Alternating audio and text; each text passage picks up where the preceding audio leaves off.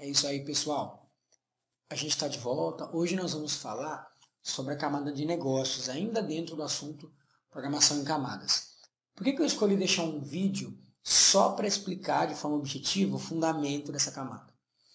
Porque, principalmente para o nosso público-alvo, alunos técnicos, de cursos técnicos, faculdade, que estão começando aí na área, quando vê camada, essa camada de negócio é a mais difícil de entender. Consequentemente, aplicar corretamente.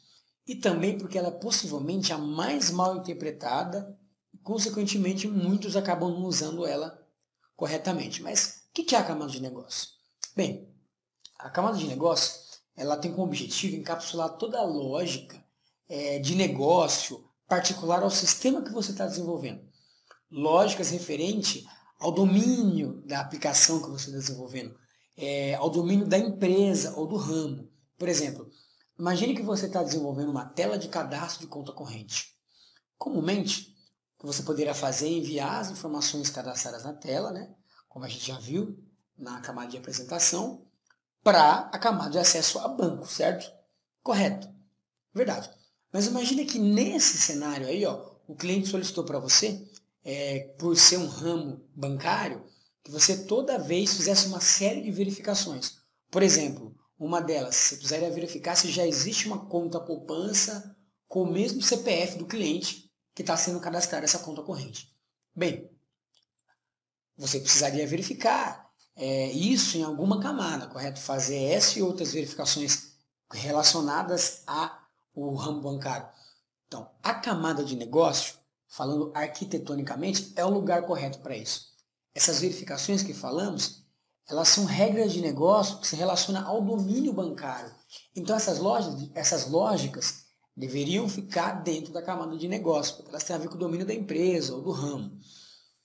E o interessante também é que, visto que a gente vai ter uma camada aí para encapsular todas essas regras referentes a esse ramo, a gente pode até usar essa camada, esse núcleo de negócio, para outros sistemas futuros, talvez para outras interfaces, que também sejam do ramo bancário ou mesmo da mesma empresa, né?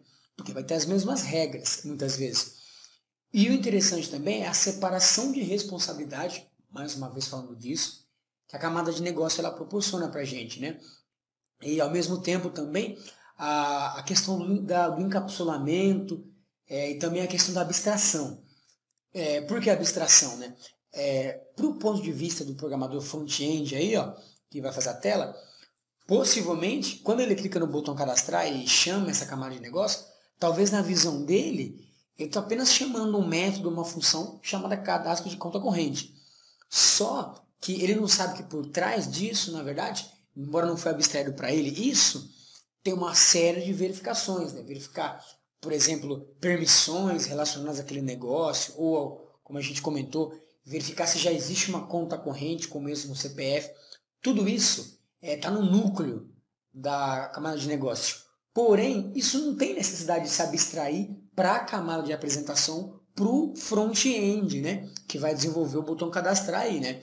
Então a gente tem esse encapsulamento, né, de responsabilidades em lugares bem definidos, como a gente já comentou isso em outras camadas, e ao mesmo tempo a gente tem essa abstração aí no nível correto para quem está na camada que vai reutilizar essas funções, essas camadas de negócio, né? Isso aí, pessoal, é isso que nós vamos falar. Nosso objetivo, é claro que tem muito mais coisa para falar sobre isso, mas o nosso objetivo aqui no nosso canal é ser objetivo. Então, esse é o fundamento básico de camada de negócio. Espero que isso aí possa ajudar você a refletir em como você está usando as camadas. É isso aí, um abraço e até a próxima. Só lembrando que a próxima aula, não perca, porque nós vamos ver como aplicar a camada de negócio na prática.